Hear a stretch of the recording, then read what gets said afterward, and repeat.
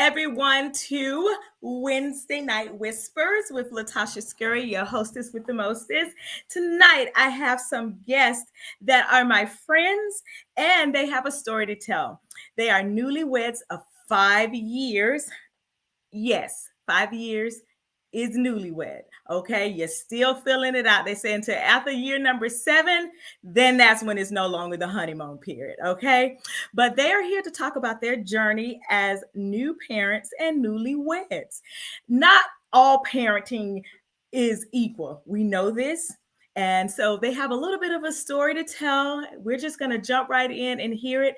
And there are pros and cons of being new parents. We all know this. It's pros and cons of being old parents because kids have their own personalities.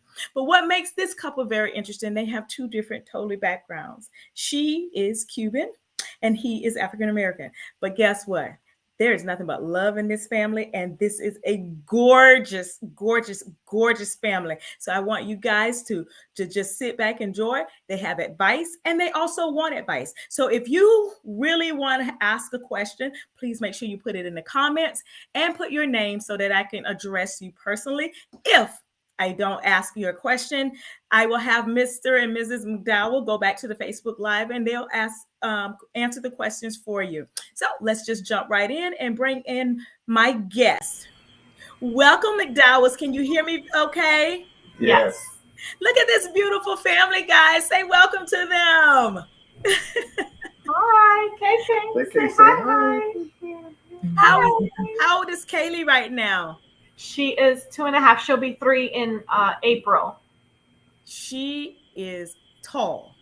She's Yes. She's a tall girl. Really, really tall. Gosh, I think she's as tall as I am.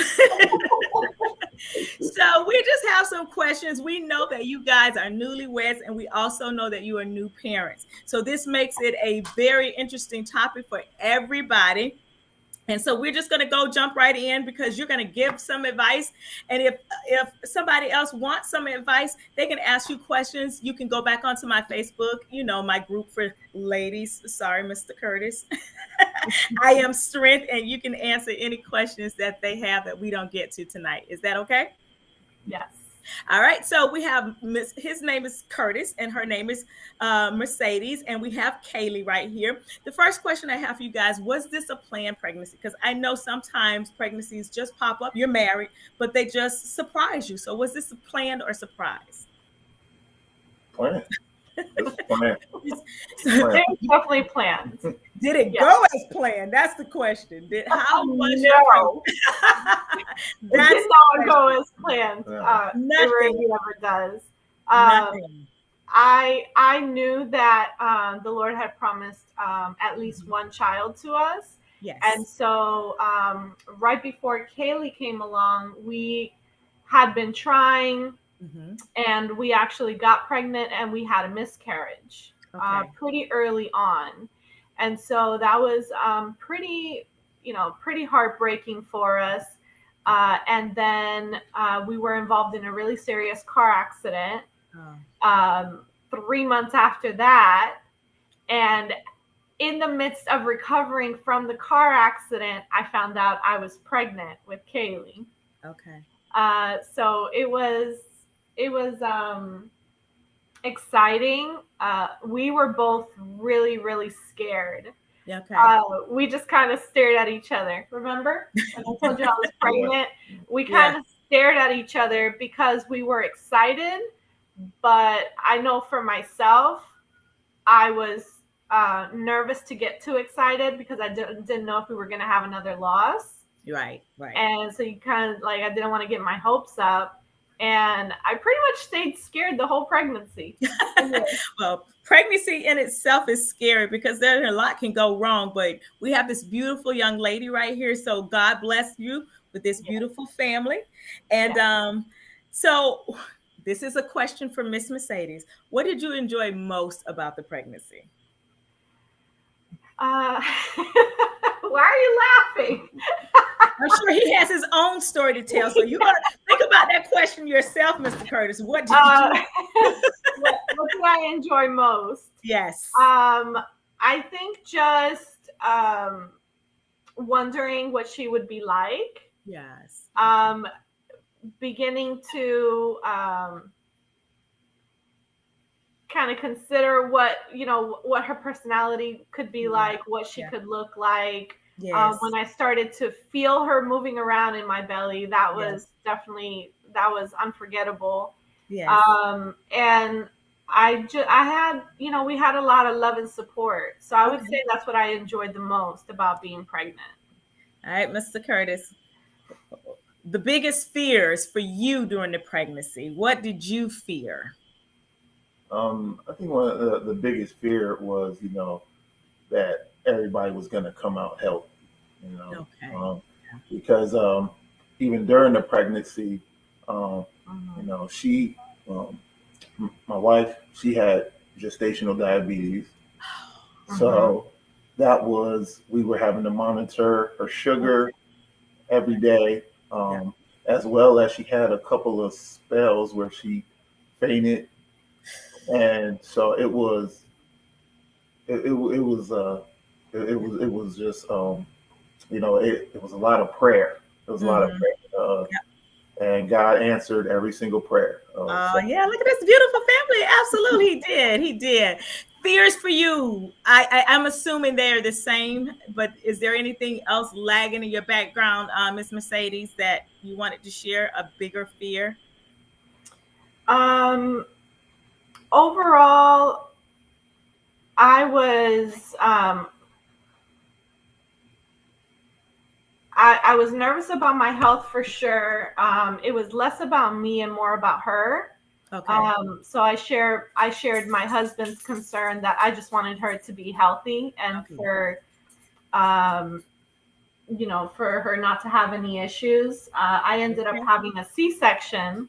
Okay. And so that brought its own set of anxieties and concerns. And at the end, I started having all sorts of weird symptoms. I was sick the whole time I was pregnant, so that was really challenging.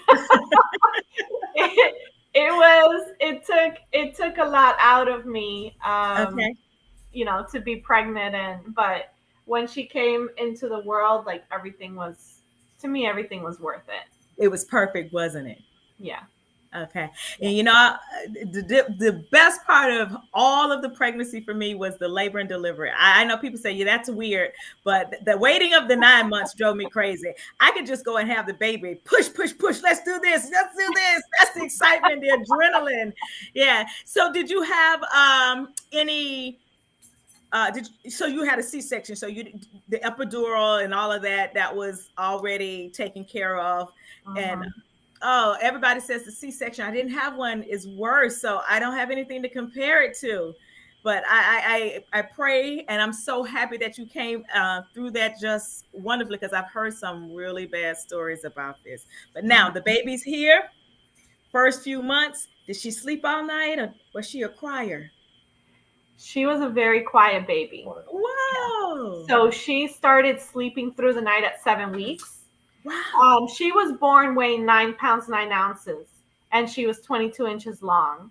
So she was a full grown. She was a little human. Do you see my face? That's a toddler. That was a toddler. She was a toddler, basically. So the doctor said, if for the first couple of weeks, still wake her up and let her eat. But once she was ready to start sleeping through the night, that would be okay also. So when I say sleeping through the night, she would basically go to sleep around 8 in the evening, and she'd sleep till about 6 o'clock in the morning. So to me, that's all night. I can't imagine having a baby that's 9 pounds. Jesus, that is just unreal. And she never turned around. I think the child got too big and she got stuck. That's what it sounds like. 9 pounds, somebody's getting stuck. Yes. And you're not an extremely large person, so that's a lot to have to carry. Yes. At the end, I was on bed rest. I couldn't walk. Yeah. Okay. Yeah, that makes sense. Okay. So how did you find yourself in the time that you had? What did you do for you, especially on bed rest? What did you do for you? I did a lot of reading, so I took advantage and I read the books that I had been given. Okay. Doing a lot of research, trying to see what do the experts say about this and what do they say about that and what do they say about breastfeeding, what do they say Right. about formula. Right. So just trying to get informed. And I was only on bed. Luckily, I was only on bed rest for about 2 weeks, so it wasn't Okay. a super long period of time. I Mm-hmm. was just happy to be resting, to be Okay. honest with you, because I had Yes. been working Yes. full time. So, where did your support come from? He was my number one support, for Yay. sure. He, um, everything I needed, he was right there. Um, while I was pregnant and even after. A lot of support from our two moms. Okay. They were, I would say, our biggest support system. From our Okay. siblings as well, um, close family and friends. Right. Friends from the church. So Okay. they were really, they were really our biggest source of support and love. Awesome. Okay. Okay. So, I've already mentioned this a little bit. Cuban, Mm-hmm. African American. Where did it clash in the child rearing, or did it clash? It still clashes. I knew that I was gonna say, hey, we're both African American and we still clashing because our upbringings were so different. And Yes. so my husband came from a single family home. I had both my parents, and the way he was raised and the way I was raised, there were some similarities, but there were some differences. Mm-hmm. Can you share any one without getting too personal? I don't want to get too personal, but if you want to just share one that you share as different as a interracial couple, one difference in child rearing or just difference in how you were brought up. I would say the family dynamic. Mm-hmm. So I grew up in the house with my mom, my stepdad, lots of Mm-hmm. brothers and sisters, and Okay. my grandparents in the house. Oh, I okay. also was very close with lots of cousins, aunts and uncles. I was with them every weekend. He came from a military family that moved around a lot, and it was just like the immediate family. Yes. And so there wasn't that sense of, later on, there wasn't as much a sense of extended family for him. Okay. Yeah. I do know that I didn't get as much military moving around as my brothers did because I was a lot younger than them. But the moving around can be a problem. At some point, my mom just put a foot down and said, "You go, we're staying," because her mom got sick and she wanted to go back to where she was. And so she told my dad, "You got to do the last few years on your own because I got to be in place." So I didn't get much of the moving around, but I understand the moving around, and then I understand the large family dynamics because my mom's side is big, massive, okay. And my dad's side is massive as well, whereas my husband's family is about this big. It really is about this big. So they have a lot of intimacy, whereas we're just like, "Hey, how y'all doing? Go away. I'll see you again next year." Okay. Yeah, but that's just how it is. You see them maybe once or twice a year and you're all excited to see them, but you're not going to see them again. Whereas his family was very, very small. They were always there, and I understand the differences. So it does make a difference in bringing up your child because you want to infuse both ideas and make sure that everybody is included. But sometimes that's hard. That's really hard. And I'm gonna be honest with you, most of our arguments came from how to raise the kids. Really, I'm serious. How to raise the kids. It wasn't about anything else, but my mom said, "Don't eat this. You got to ask." And my mom said, "If the food is in there, just go eat it." So that was the major difference was about food for us. I could see that. I could see that. Yeah, we're fortunate that in Tampa we have his family. My family is in Miami and in Raleigh. Okay. But his sister recently moved down. So actually his parents and his brother and sister and all of their kids live in Tampa. So we are getting a nice mix where she gets to see, my side of the family a couple times a year. But she spends a lot of time with her grandparents, with her cousins. We get together a lot. Okay. So it's been nice to be able to kind of blend it all together. So, all this newfangled stuff out where kids can just play with this and that. What's been your favorite toy or most useful toy for her? Go on and say it. This phone right here. Shame. It's not the politically correct thing to say, but honestly, we limit screen time in a sense. She still gets outdoor playtime every day. She still has her educational toys. She has, the things that she likes to play with. She likes to kick a ball. But the type of videos that she tends to gravitate to are educational. Okay, good. And so by the time she was 16 months old, she already knew her numbers 1 through 10. She was an expert in her alphabet. She knew her shapes and her colors. And a lot of that came from watching videos with her and reinforcing what she was learning. And so we have a different idea about screen time. Okay. And that it works for us. Yep. We definitely try to keep it balanced. I did get in trouble. I bought them their own first cell phones, kindergarten and third grade. I got in a lot of trouble. Yeah, I did. I got in a lot of trouble for that, boy. So I'm just telling you. So what is your favorite family thing to do? What would you say?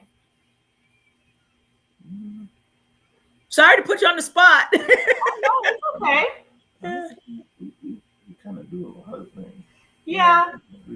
We, mind you, we're trying to raise a toddler in a pandemic. Yes. So a big struggle has been trying to maintain a sense of normalcy for her. Yes. Yeah. But we've still been able to, go out. She goes to the park all the time. We've been able to go to the zoo. We've been able to go to Busch Gardens. Right. So we have a lot of family outings with her and her cousins. And that tends to be the most enjoyable. Oh, good. And you're right. This pandemic has made us all kind of a little crazy, but I'm glad to hear that you're still getting the educational thing. And what I haven't done yet is the zoo. So I'm going to take the plunge, the animals. The zoo was actually a lot of fun, and it wasn't, the times we went, it wasn't overly crowded. Right. Okay. But, we just use our brain, try to. What's been the biggest, what's been the biggest adjustment? Because, in the beginning, it's just you and your husband. What's been the biggest adjustment when it comes to adding the little person? What's it been for you, babe? For me, the biggest adjustment is just not to let mom do everything. I try to pitch in as best I can. She's still working full time. And so if I have to, sacrifice to do things like if she's tired and I need to go take Kaylee to my mom and dad's so she can get some more rest, and I try to do as much as I can, as best I can.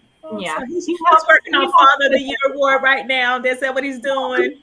No, but let me tell you, Tasha, from the beginning, he changed from day one, changing diapers, helping with naps, helping with baths, helping with food, helping with everything. You said that was your biggest support. Yes, it has been. All right. So how does Kaylee adjust to strangers?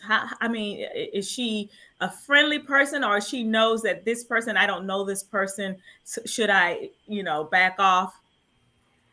We were just on an Amtrak train to North Carolina, and she was walking up and down the aisles going, "Hi, hi, hi." She gets that from me. Okay. So somebody can snatch her and she's going to be happy, huh? So he says she's too friendly. Okay. She definitely gets that from me. I will, because I am that way, I feel like I'm prepared to teach her how to use the discernment that God has given her to kind of be a judge. She's still little. Right. But for the most part, she's very loving. She walks into church and she gives out hugs. Okay. So it's good. I think it's good. So you mentioned something, and I'm just harping on this just for a little bit because I know Cuban and African American religion. How was that coming together for her?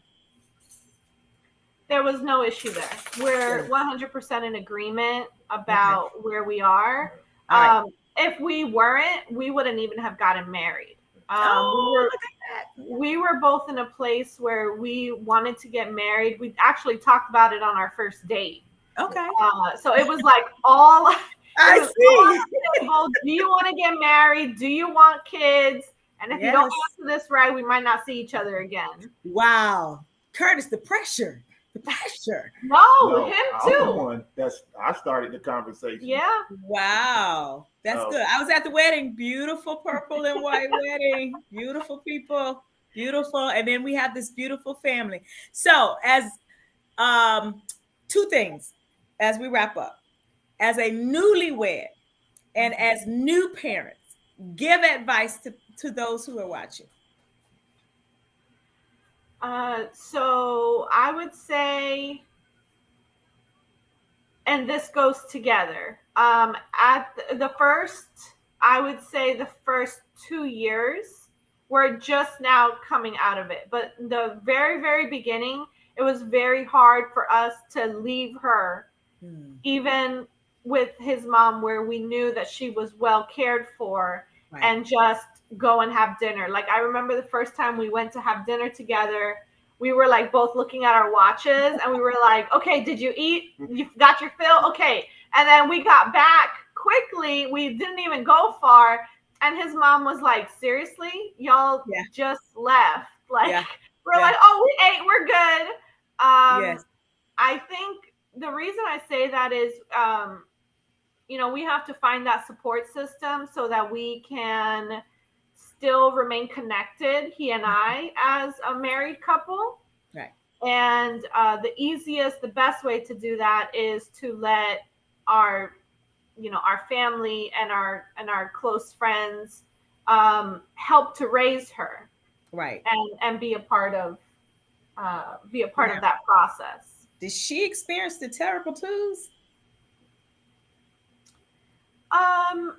No, very recently she has, we always have our ear to whatever she's watching.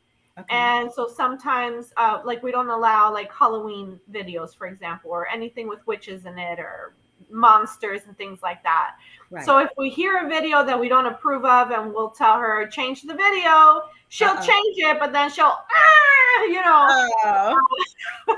like, I was watching that. Yeah. But besides that, not really.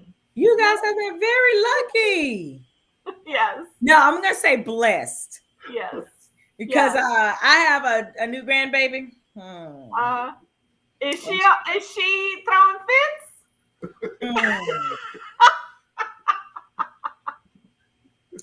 She looks like her mother, but she acts like her aunt. So you just know how that is. And I'm like, I can't afford 2 Taylor Scurries here. I can't. It's not enough hair to pull out to have 2 Taylor Scurries. Oh my. Yeah, she's really, like, she's a really chill kid.